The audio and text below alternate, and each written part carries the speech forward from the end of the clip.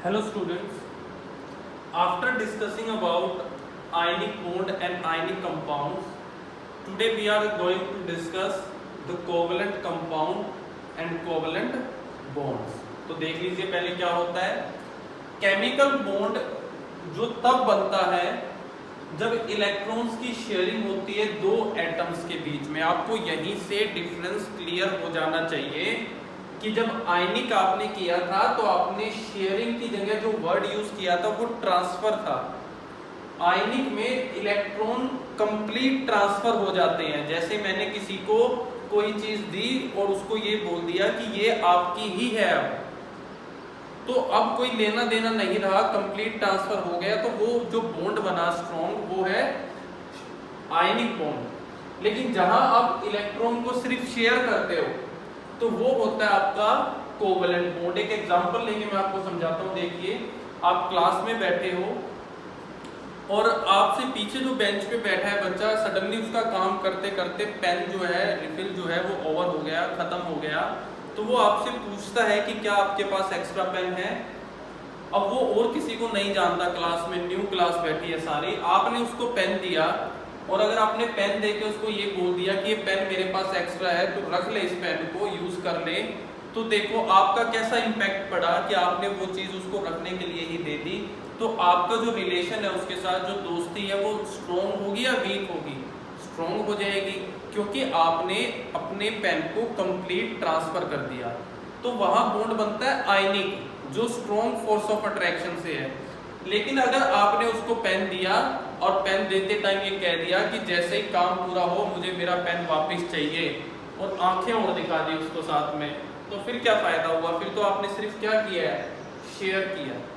तो फिर वो उतना ज्यादा स्ट्रॉन्ग रिलेशन नहीं है आपकी दोस्ती का जो पहले केस में था। तो इसलिए ये याद रहे कि कोवेलेंट बॉन्ड उतना स्ट्रॉन्ग नहीं होता जितना आयनिक बॉन्ड होता है, क्योंकि आयनिक में इलेक्ट्रॉन का कंप्लीट ट्रांसफर होता है, लेकिन कोवेलेंट में दो एटम के बीच इलेक्ट्रॉन सिर्फ शेयर किया जाता है कि चल तू भी काम चला ले और मैं भी इस चीज से काम चला लेता हूं। दूसरी डेफिनेशन क्या होगी? अ covalent bond formed when both the reacting atoms need electron to become stable। Covalent bond तब बनता है जब दो एटम जो रिएक्ट कर रहे हैं दोनों ऐसे नेचर के हैं जिनको इलेक्ट्रॉन चाहिए। देखो, आयनिक बॉन्ड में क्या था नेचर कि एक इलेक्ट्रोपॉजिटिव था, यानी कि इलेक्ट्रॉन देने वाला था, दूसरा इलेक्ट्रॉन नेगेटिव था, वो इलेक्ट्रॉन लेने वाला था।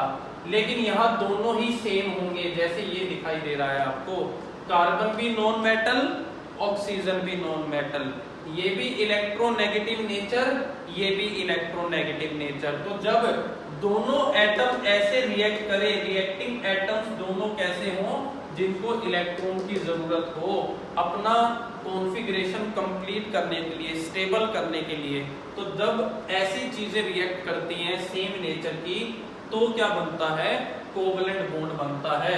और वो कंपाउंड जिनके अंदर कोवेलेंट बॉन्ड पाया जाता है उनको हम क्या बोलते हैं? कोवेलेंट कंपाउंड बोलते हैं। कब बनता है? जब नॉन मेटल रिएक्ट करे किसी दूसरी नॉन मेटल के साथ, क्योंकि नॉन मेटल का नेचर क्या है? इलेक्ट्रोनेगेटिव। तो ये भी नॉन मेटल, ये भी नॉन मेटल, दोनों नॉन मेटल रिएक्ट करती है क्या बनाने के लिए? कोवेलेंट कंपाउंड बनाने के लिए। इनमें इलेक्ट्रॉन शेयर किए गए हैं, आपस में शेयर किया है, तो इसलिए इनका बॉन्ड क्या है? वो क्या है? वीक है। मैं आपको शेयरिंग का डायग्राम बना के दिखा देता हूं, देख लीजिए। कार्बन बीच में होगा, इस तरीके से होगा, बॉन्ड नहीं बताता मैं आपको, बॉन्ड जो है आपको भी, हाँ देखो, कार्बन की 4 वैलेंसी है, ये है 4, और ऑक्सीजन की 2 वैलेंसी हैं, ये हैं 2। तो देखिए ऐसे बनता है CO2। कार्बन ने इन दोनों को भी यूज किया, अपने 2 के साथ इन दोनों को भी, और इन दोनों को भी यूज किया।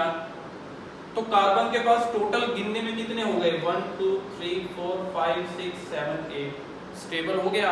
ऑक्सीजन की बात अगर करें तो ऑक्सीजन में बाहर कितने हैं ऑलरेडी वैलेंस में? 6। इसको भी तो 2 चाहिए, तो इसने ये वाले 2 यूज कर लिए, इस वाले ऑक्सीजन ने ये वाले 2 यूज कर लिए। तो इस तरीके से इन्होंने आपस में शेयर करके एक दूसरे को क्या कर लिया, कांस्टेंट कर लिया। ये जो बॉन्डिंग है ये आपको जब नेक्स्ट चैप्टर आएगा आपका कार्बन कंपाउंड, उसमें और अच्छे से समझ में आएगी, इसलिए हम डिटेल में अभी इसको डिस्कस नहीं कर रहे हैं यहाँ पर। अभी जो समझ रहे हैं वो सिर्फ ये कि यहाँ इलेक्ट्रॉन की शेयरिंग होती है, ट्रांसफर नहीं होता, क्योंकि दोनों जो है वो इलेक्ट्रॉन नेगेटिव नेचर के होते हैं, कोई भी इलेक्ट्रॉन नहीं देना चाहता अपना पूरा, और ऐसे कंपाउंड को कोवेलेंट कंपाउंड बोलते हैं, और ये जनरली नॉन मेटल और नॉन मेटल्स के बीच में ही होता है आपके पास। तो after discussing this covalent bond and compound, now we are going to study their physical properties. और पहली फिजिकल प्रॉपर्टी क्या है, वही जो आपने उसमें भी पढ़ी थी आयनिक में, कि सबसे पहले हम बात करते हैं इनकी फिजिकल स्टेट की। फिजिकल स्टेट का मीनिंग है कि either they are liquid, gas और सॉलिड। तो याद रहे इनमें सब तरीके का नेचर पाया जाता है। मोस्टली जो है ये लिक्विड और गैस होते हैं, लेकिन कुछ इनमें से सॉलिड भी हैं। तो लिख लीजिए, most of them are liquid और gas. Most of them are, sense नहीं बनी, most of them are usually liquids और गैसेस। मोस्टली इनमें से क्या होते हैं, लिक्विड और गैसेस होते हैं, but some of them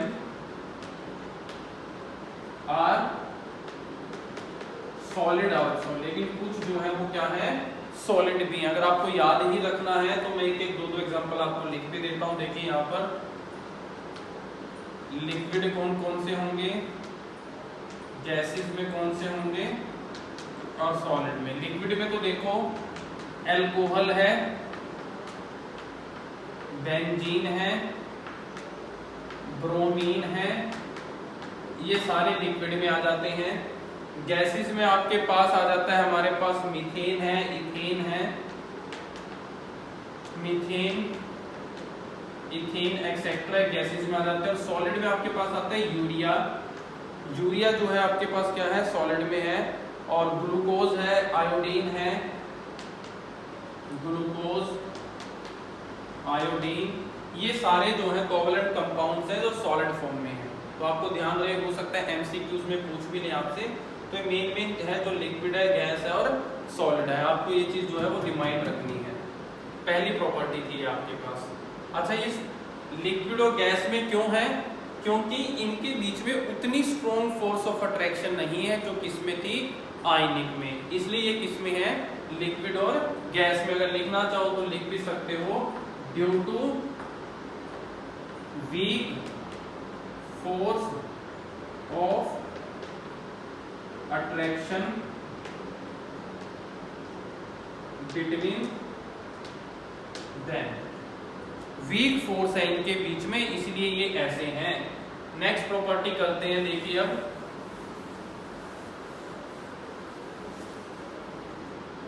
next property है हमारे पास इसकी मेल्टिंग और बॉइलिंग पॉइंट। सेकेंड प्रॉपर्टी है melting point and boiling point. अब ये जो है लिक्विड और गैस फॉर्म में पाए जाते हैं, इसलिए इनका मेल्टिंग और बॉइलिंग पॉइंट क्या होगा, लो होगा।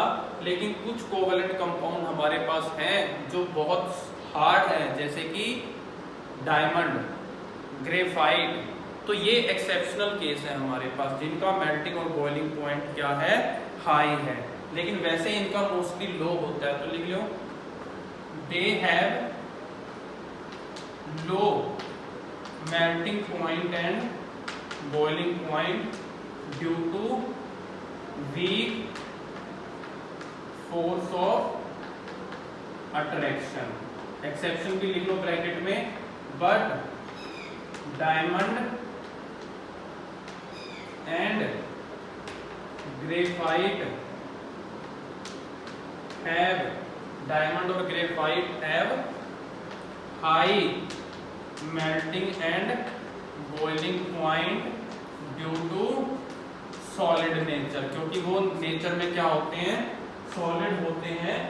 तो इस वजह से उनका क्या है, हाई मेल्टिंग और बॉइलिंग पॉइंट। ठीक है, थर्ड प्रॉपर्टी हमारे पास क्या आती है, सॉल्युबिलिटी, जो हमने पहले भी की। सॉल्युबिलिटी देखिए, अब ये पानी में सॉल्युबल नहीं होते, क्यों? क्योंकि इनका नेचर क्या है, इलेक्ट्रॉन गेन करने वाला, इलेक्ट्रोनेगेटिव नेचर है। और पानी में तो जो भी जाता है वो अपने में से लूज करता है, पानी का नेचर है लूज करवाना, पर इनका नेचर तो लूज करने का है नहीं, इसलिए वाटर में रिएक्ट नहीं करेंगे। तो आप लिख लोगे यहाँ पर कि they are insoluble in water, they are insoluble in water, क्योंकि अपने में से कुछ लूज नहीं करते, नेचर तो गेन करने का है, इलेक्ट्रोनेगेटिव है, तो वाटर में नहीं सॉल्युबल होंगे, लेकिन दूसरे सॉल्वेंट्स में सॉल्युबल हो जाते हैं, but soluble in organic solvent, organic solvent में सॉल्युबल होते हैं, ऑर्गेनिक सॉल्वेंट। क्यों? सबका एक ही रीजन, क्योंकि फोर्स ऑफ अट्रैक्शन इनके बीच में क्या होती है, बहुत वीक होती है। लेकिन एक चीज याद रहे, सोल्यूबिलिटी में भी आपके पास एक्सेप्शनल है। एक्सेप्शनल क्या है? जैसे कि ग्लूकोज है, ग्लूकोज तो पानी में मिल जाता है, शुगर है, यूरिया है, ये एक्सेप्शनल है, आपको याद रखना है। Glucose, sugar, urea are